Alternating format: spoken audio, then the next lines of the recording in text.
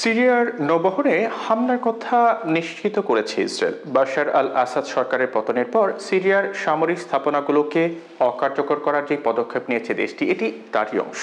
এক বিবৃতিতে Israel defence force বা আইডিএফ বলেছে যে সোমবার রাতে আল বাইদা ও লাতাকিয়া বন্দরে তারা হামলা করেছে, যেখানে সিরিয়ার নৌবাহিনীর 15টি জাহাজ নোঙর করা ছিল।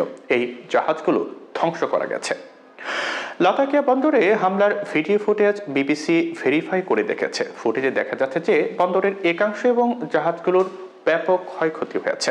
আইডিএফ আরও জানিয়েছে যে তাদের যুদ্ধ বিমানগুলো সিরিয়া জুড়ে 350-র বেশিবার বিমান হামলা করেছে। অন্যদিকে এর স্থলবাহিনী সিরিয়া ও দখলীকৃত গোলান মালভূমির মধ্যবর্তী বাফার জোনের সাময়িক নিয়ন্ত্রণ নিয়েছে।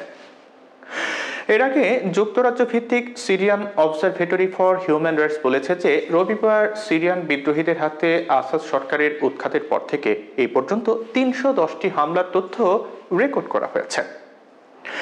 ইসরায়েলের প্রতিরক্ষামন্ত্রী ইসরায়েল কাজ বলছেন যে ইসরায়েল রাষ্ট্রের প্রতি কৌশলগত যেসব হুমকি আছে সেগুলো ধ্বংসই তাদের একমাত্র লক্ষ্য। তিনি সিরিয়ার নৌবহর ধ্বংস করাকে বিশাল সাফল্য হিসেবে আখ্যায়িত করেছেন। আইডিএফ অবশ্য আরও বিস্তৃত হামলার তথ্য দিয়েছে। এর মধ্যে এয়ারফিল্ড, সামরিক যানবাহন, বিমান বিধ্বংসী অস্ত্র এবং অস্ত্র উৎপাদন কেন্দ্র রয়েছে। এগুলোর কিছু সিরিয়ার রাজধানী দামেস্কে এবং আরও কিছু হোমস, তার্টাস এবং পালমিরায় অবস্থিত। এরপরে গোডাউন, গোলাবারুদের মজুদ এবং কয়েক ডজন সাগর থেকে সাগরে উৎক্ষেপণযোগ্য ক্ষেপণাস্ত্র স্থাপনও ইসরায়েলের লক্ষ্যবস্তুর মধ্যে ছিল। ইসরায়েলের দাবি এগুলো যাতে উগ্রপন্থীদের হাতে না যায় সেজন্যই তারা এই ব্যবস্থা নিয়েছে।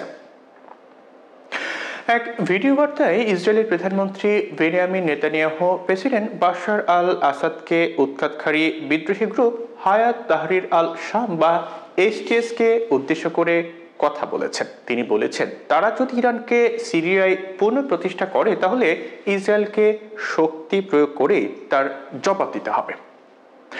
এর আগে তিনি অবশ্য সিরিয়ার নতুন সরকারের সাথে শান্তিপূর্ণ সম্পর্কের আকাঙ্ক্ষা ব্যক্ত করেছিলেন। SOHR এর প্রতিষ্ঠাতা রামি আব্দুর রহমান বলছেন যে ইসরায়েলের হামলায় সিরিয়ান আর্মির সব সক্ষমতা ধ্বংস হচ্ছে। তার মতে সিরিয়ার সার্বভৌমত্ব লঙ্ঘিত হয়েছে।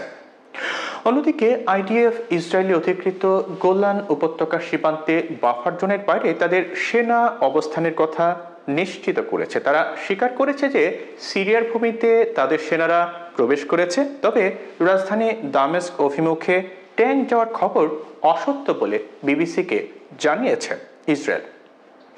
তবে ইসরায়েলি সৈন্যদের সিরিয়ায় প্রবেশের নিন্দা জানিয়েছেন তুরস্কের পররাষ্ট্রমন্ত্রী। তিনি এটিকে একটি স্পর্শকাতর সময়ে ইসরায়েলের দখলদারি মানসিকতা হিসেবে উল্লেখ করেছেন। তার মতে, যখন সিরিয়ান জনগণ বহু বছরের আকাঙ্ক্ষিত শান্তি ও স্থিতিশীলতা অর্জনের একটা সম্ভাবনা তৈরি হয়েছে, তখনই আগ্রাসী ইসরায়েল হামলে পড়েছে।